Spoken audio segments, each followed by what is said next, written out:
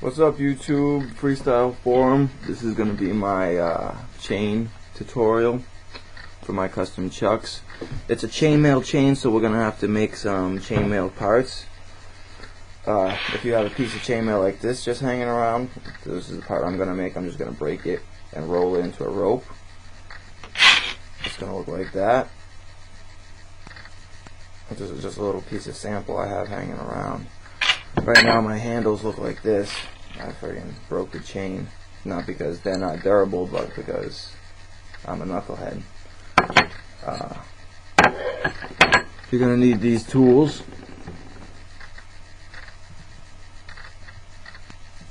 And of course you don't have a piece of chainmail hanging around to make your chain out of, so I'm gonna show you how to make some links. Starting off with this is a socket extender for like the little one, and you're gonna need your vice grips. Take a piece of coat hanger, just a coat hanger. See, I stripped off the paint here. Strip off the paint. Take your wire cutters, cut it. You know what I mean? Give it a little cut. Give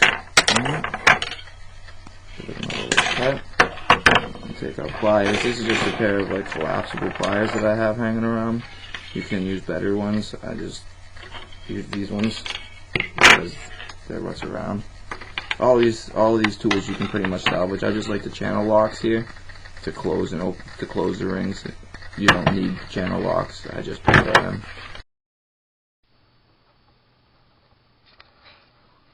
Right about here, I gotta start explaining about why this particular video is going to be a little hard to understand. I started recording it a year ago when I finished the pair of nunchucks that you've seen in the clip before this. I lost that pair in the river, and the reason it broke is because I had squeezed something in the chain to see exactly what would crush first. The chain eventually popped. The piece of tubing, it did crush, but so I lost the nunchucks in the river. And I also, since I made that last clip about a year ago, lost at least half of my original tutorial. So this is the first of a couple of pickup shots. I'm going to have some old, some new, all of which I got, you know.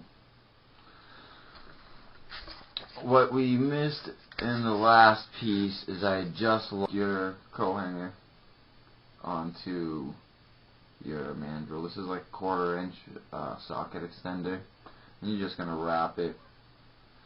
You're gonna wrap it around so that it kinda does a coiling thing here.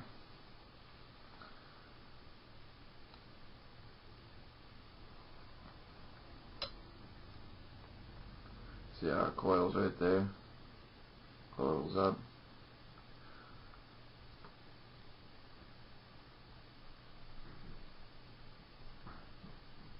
That's what it does.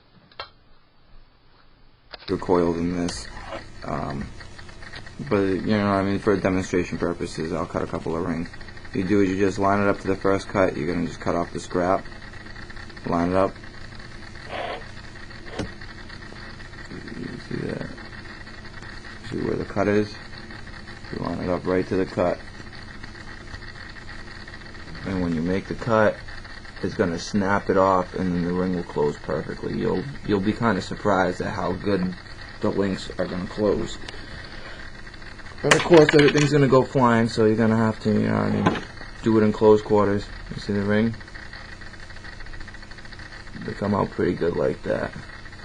So you're just going to go ahead and so what I did is the scrap I had, I started to break. The rope you're going to need to make is going to be 3 by 3. So if you look here at the end, it's 3 links connected by 2 links. This one is not even, actually. This end is not even. It's missing a link right here, but you don't look at it. You just look at the 3, and then there's 2 rows in the middle. So the ones in the middle, these 2 in the middle, are going to be the only ones that have 4 through the middle. I lost the section where I was explaining about the chainmail pattern itself. You can probably check it out someplace else on the internet. It's 4 through 1. So anytime you put 4 through 1, that's how you know. It's going to look like that.